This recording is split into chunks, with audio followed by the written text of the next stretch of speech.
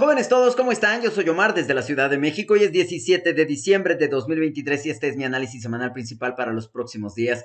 Como siempre, como desde hace más de 13 años, te voy a explicar absolutamente todo lo que estoy observando, mis razonamientos técnicos fundamentales, de sentimiento, en fin. Vamos a comenzar, como es costumbre, con el dólar americano, con los Estados Unidos, con el sentimiento hacia el riesgo. Fue una semana movidita, predeciblemente movida para el dólar americano y esto debido al último anuncio de la Reserva Federal que, como en un momento más te explicaré, no solo confirmó nuestras sospechas, sino que incluso hasta nos sorprendió un poquitín. Antes, el martes, leímos los datos inflacionarios de los Estados Unidos. El CPI en realidad no nos dijo gran cosa, pero sí podemos sacar una pequeña conclusión que te diré a continuación. Primero, el dato actual del CPI general fue 3.1%, la expectativa era igual, 3.1 y el dato anterior 3.2. Incluso el dato core corrió con el mismo destino, 4.0 fue el dato actual, 4.0 la expectativa, 4.0 el dato anterior. Entonces, ¿cuál es esa conclusión? Bueno, la expectativa está vaticinando bastante bien el dato actualizado.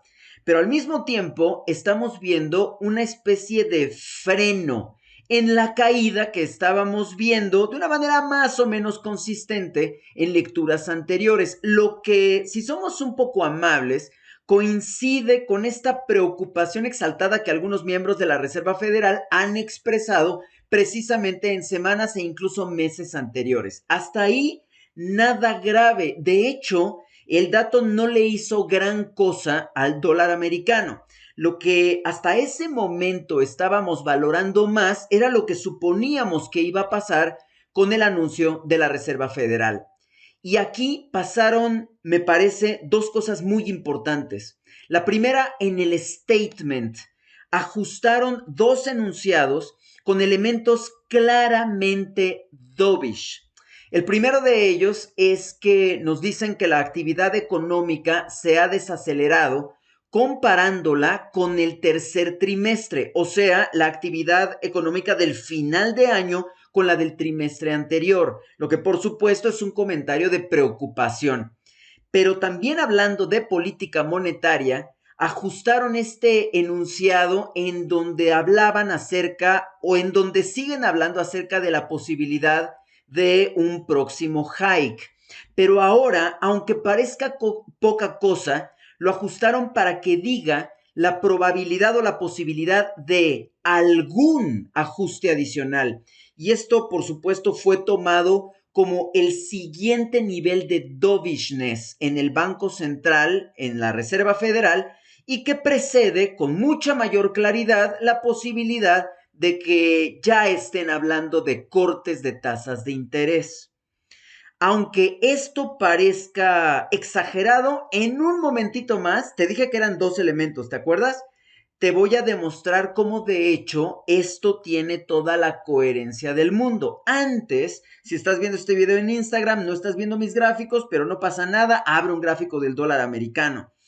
Este es el gráfico semanal en donde vemos claramente que fue un desplome importante incluso para atacar el soporte semanal, justo como te lo había planteado aquí la semana pasada. Lo importante, o me parece lo interesante, es lo que ocurrió en el gráfico diario.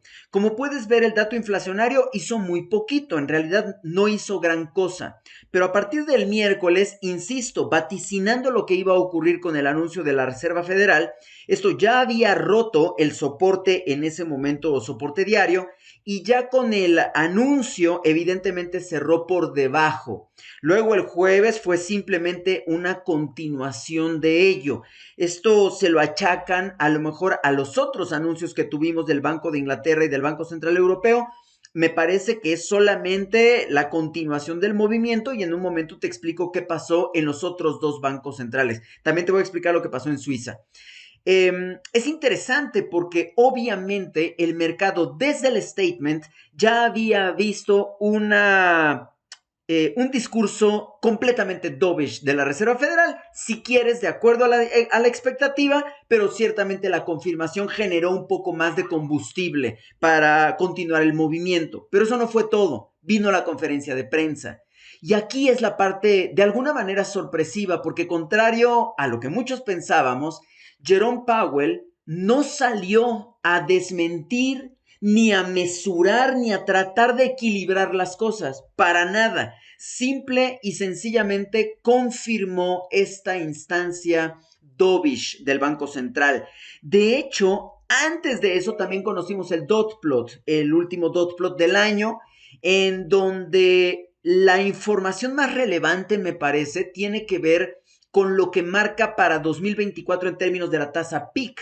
La marca en 4.6%. ¿Qué significa eso?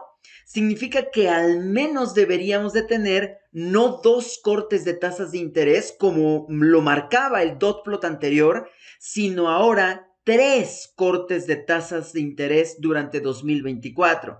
Insisto, es un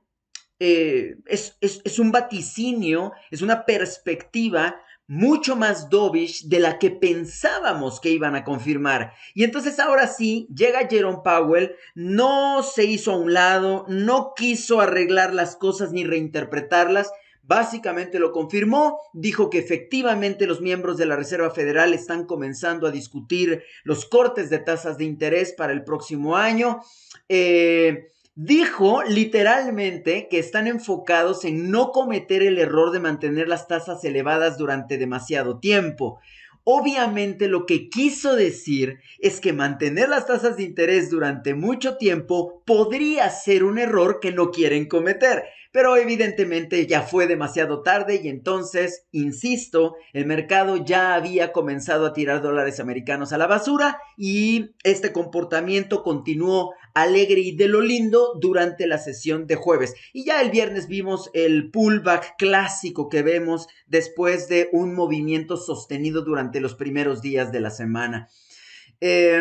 Después se quejaron del crecimiento, se quejaron de la actividad económica, se quejaron de la tasa de desempleo también. Y si ves las perspectivas de la Reserva Federal, queda clarísimo que ven la tasa de desempleo por arriba del 4% de manera consistente durante 2024. Entonces esto también tiene mucho sentido. Creo que es 4.1%, por ahí verifícalo porque no lo recuerdo del todo. Más adelante, el jueves, los datos de consumo norteamericanos fueron bastante buenos, pero al mercado no le importó. Evidentemente lo que dirigió al sentimiento antidólar americano fue lo ocurrido el día miércoles. La próxima semana tenemos el dato de crecimiento. Si no mal recuerdo, es el dato final. Por favor, confírmalo. Si ese es el caso, no es un dato muy movedor que digamos. Y vamos a tener el jueves de Unemployment Claims. El jueves pasado también los datos de Unemployment Claims fueron bastante buenos. Se acercaron a los 200,000 claims, lo que es pues no solamente alrededor del promedio, sino también de una cifra más o menos deseable. Como digo, técnicamente hablando, el movimiento es a lo mejor demasiado desproporcionado, demasiado excesivo.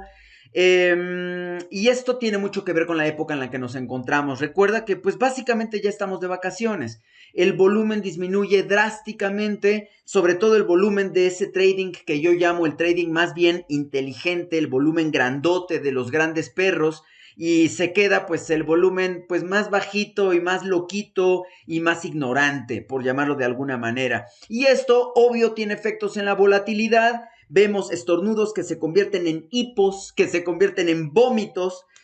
Lamento mucho la analogía y pues hay que tener cuidado, mucho cuidado con eso. Yo creo que ningún trader profesional tiene que estar operando en esta época del año, pero ciertamente si estás aprendiendo puede ser una buena manera de sentir lo que se siente operar en este tipo de circunstancias. Por supuesto, en una cuenta de demostración es lo más deseable. Aquí detengo el video que publico en redes sociales. Continuamos obviamente con el resto de nuestro menú dominical para nuestro programa educativo.